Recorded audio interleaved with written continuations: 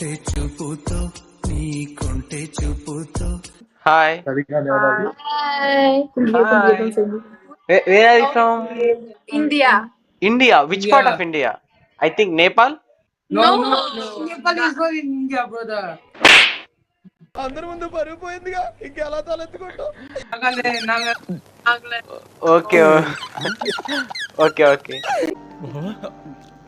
ఎవరు చూడలేదు కదా, కోళ్ళ పందాలు చూసినట్టు చూస్తున్నారు బాబా. Red t-shirt girl is so cute. This girl.